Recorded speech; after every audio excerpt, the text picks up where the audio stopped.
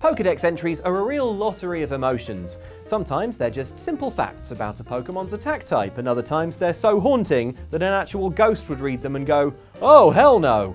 We've looked at the darker side of Pokémon before, but since our last entry, the Pokémon Company have released even more creepy Pokémon with creepy backstories, and we just have to share them with you, so that we're not the only ones kept up at night. Here are some brand new creepy Pokémon backstories that will fuel your nightmares forever.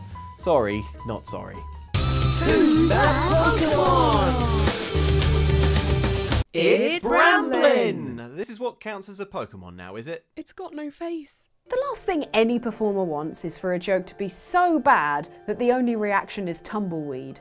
But this is even more true in the world of Pokemon. Why? Because that tumbleweed could be a Bramblin. Now, you might have read the Pokemon Violet Pokédex entry and thought it was pretty cute. Not even Bramblin knows where it is headed as it tumbles across the wilderness, blown by the wind.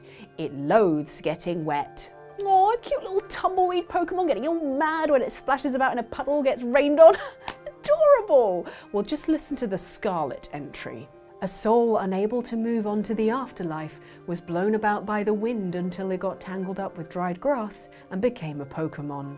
Wow! Sucks to have bought Scarlet. Yes, turns out Bramblin is a soul trapped on Earth and enveloped in dead greenery. Something that would be deeply sad in the real world, but in Paldea they gave it a cutesy name and a Pokédex entry. What's worse is that it can evolve into Brambleghast, which has a Violet Pokédex entry that notes, Brambleghast wanders around arid regions. On rare occasions, mass outbreaks of these Pokemon will bury an entire town. Oh cool! So buried in ghost grass. I wonder if it could get any worse. Oh wait, yes it can. Just read its Scarlet entry and you'll find it will open the branches of its head to envelop its prey. Once it absorbs all the life energy it needs, it expels the prey and discards it. Wow, you don't want to go Bramblin in that neighbourhood. No, wait, no, I'm sorry! Who's that Pokémon? It's Toedscruel! Is that tube thing its mouth? Introduced in Scarlet and Violet, Toedscruel is basically what would happen if a Tentacruel and a Mushroom had a terrifying baby. And what would happen if they had a cute baby, to be honest. For the most part, they're pretty chill and love nature, as the Scarlet Pokédex entry notes. These Pokemon gather into groups and form colonies deep within forests. They absolutely hate it when strangers approach. Heck, if you find one in the overworld, watching them hop about is definitely not a bad way to spend your time. Just look at it bounce. Boing. But don't let their shy nature and adorable springy tentacles mislead you as to their actual, much darker nature. For their Pokédex entry in Pokemon Violet shows you what could happen if you're on the menu. It coils its 10 tentacles around prey and sucks out their nutrients, causing the prey pain. Oh cool, nothing like eating your prey alive and allowing them to feel the entire excruciating process in this children's game. If it's any consolation to their victims, Toedscruel are also hunted, as their Dex entry adds that the folds along the rim of its head are a popular delicacy. Wait, we eat Pokemon now? Just the folds? Just the... what? Who's that Pokémon? It's Knacklestack! That's just f***ing Minecraft. Usually the saltiest thing you'll find in a Pokemon game is Team Rocket or the small child trainer you just absolutely trounced. Still feels good. But Scarlet and Violet added a super salty Pokemon, literally, when they popped in Knackley, who according to its Scarlet Pokédex entry is actually really sweet. It was born in a layer of rock salt deep under the earth. This species was particularly treasured in the old days as they would share precious salt. See? Salty and sweet, like the best kind of cinema popcorn. And it's not the only evolution of this Pokemon that helps out others. Garganacl's Scarlet entry also shows a caring side. Garganacl will rub its fingertips together and sprinkle injured Pokemon with salt. Even severe wounds will promptly heal afterward. Sharing the salt it creates for the benefit and health of other Pokemon? That's so thoughtful and caring. And then there's the middle child. Yes, smack dab in the middle of these two caregiving evolutions sits Knacklestack, who evidently is going through a bit of a dark phase if you read its Scarlet Pokédex entry. This Pokemon dry cures its prey by spraying salt over them. The curing process steals away the water in the prey's body. Huh. Cool. It doesn't specifically say whether the prey it covers in salt is alive during the process, but going by the fact that it said prey and not food, and, you know, Pokemon's previous form when it comes to being eaten alive, we have to say yes, yes, definitely yes. You know what? I'm not sure which is worse. Having a life force painfully pried out of you by tentacles, or being dehydrated into a piece of jerky while you're still alive. No joke, they're just a fun hypothetical question you can use to scare everyone at your next social gathering. Have fun. Who's that Pokemon? It's Wo-Chien. Oh look, it's my sleep paralysis demon. That's absolutely horrible. If you came across Wo-Chien, alarm bells would probably ring immediately. This strange snail-like Pokemon doesn't exactly scream cute, and turns out is a legendary Pokemon, specifically one of the... wait, do we have this right? Treasures of Ruin? Oh, yep, there are those alarm bells.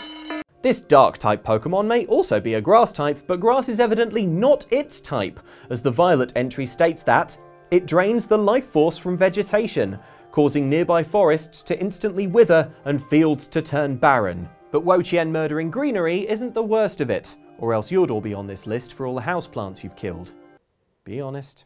Instead, it's here because of its Scarlet entry, describing its origins. The grudge of a person punished for writing the king's evil deeds upon wooden tablets has clad itself in dead leaves to become a Pokemon. So, just to make sure we have this Elden Ring grade BS right, someone in the past got in trouble for noting down the terrible things a king did on wooden tablets, and not the person, but the grudge that person held, took form with the wooden tablet sat on its back like a kind of shell, and turned itself into a slug-like Pokemon that kills plant life, perhaps in an effort to starve the Paldean kingdom as punishment. I know we've asked this before, but is everyone at the Pokemon Company okay? Who's that Pokemon? It's Spectria! Oh, look at the pony! Its hair's nice, at least. For many of us, the first Pokemon we'll want to meet are the horse-shaped ones, because as the old ballad goes, I love horses best of all the animals. I love horses, they're my friends. But there is one Pokepony introduced in Sword and Shield you should steer clear of, and that's the Ghost-type Pokemon Spectria.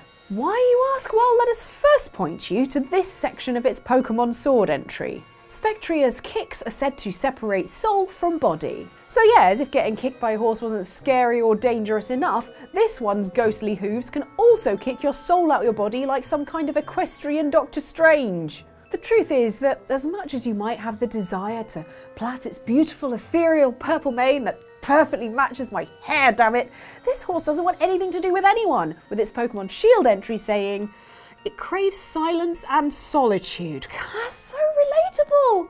We'd be such good friends. However, to get that silence and solitude, Spectria goes to some deeply unrelatable extremes. Indeed, the Shield entry also explains that, as it dashes through the night, Spectria absorbs the life force of sleeping creatures. Dracula. It's a Dracula horse Pokemon. Say it, you cowards. Who's that Pokemon? It's Ceruledge! Swords for hands, not a good start. Look at this adorable Pokemon. So cute, right? Well, it's one step away from becoming a Dark Souls boss. Yes, childlike fire Pokemon Charcadet is one bad birthday present away from being one of the most terrifying Pokemon you could ever bump into at night. Give it the malicious armour, and this sentient piece of charcoal with a fiery spirit will become Ceruledge, a goth-looking ghost type with a needlessly tragic backstory. An old set of armour steeped in grudges caused this Pokemon's evolution. Ceruledge cuts its enemies to pieces without mercy. Without mercy. Without mercy. Even Gravelord Nito understood mercy. Who's that Pokemon? It's Gigantamax Gengar! Oh, great, now it's big. Ooh, he big. Gengar has always been somewhat creepy. I mean, just read its Pokemon Red and Blue entry. Under a full moon, this Pokemon likes to mimic the shadows of people and laugh at their fright. You know, back when that's what constituted a creepy Pokédex entry. Simpler times. But Sword and Shield introduced new enormous versions of a handful of Pokemon, known as Gigantamax Pokemon, that can be sized up in battle for wild results. That's a long boy.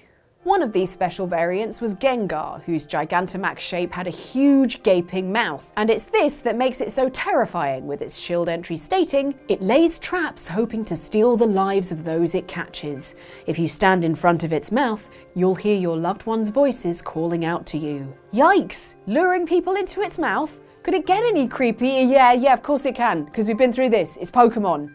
Yes, read the sword entry and you'll find that if you fall for its trap and walk into its great gaping maw, you won't be broken down by the Gengar's digestive juices, but something else somehow even worse will happen to you. Rumour has it that its gigantic mouth leads not to its body, filled with cursed energy, but instead directly to the afterlife. Look, I know Gengar is a ghost Pokemon, but holy what is even scarier is that the Pokemon Center released a plushie of it, and if you read the reviews you'll find people who purchased it were upset that they couldn't fit their head in its mouth, which we remind you is a portal directly to hell. Are Pokemon fans okay? It gives us no pleasure to keep making these videos, honestly, but what are we to do, Pokemon Company, Game Freak, with the Pokedex entries you keep firing out just when we think we're done? You pull us back in with even more horrifying Pokemon. Why? I can't sleep anymore. Ellen can't sleep anymore. Why can't it just be a Bulbasaur with a hat? Maybe in the next game it could be a Bulbasaur with a hat. I want you to think very seriously about maybe the next one being a Bulbasaur with a hat. And not a hat that when you put it on a child's soul goes in it or anything like that. Just about try and keep it on the straight and narrow if you can. And viewers, maybe you should try and keep it on the straight and narrow as well by liking and subscribing to this channel, dropping a comment, maybe you know another creepy Pokedex entry and we can maybe make a commentary edition of this, though as I say, it gives us no pleasure. And maybe check out these other videos of other creepy Pokemon videos that we've done before, though as I say, it gives us no pleasure. No pleasure. No pleasure at all. We don't enjoy this one bit. Also, we have a Patreon. It's on screen now. Join it.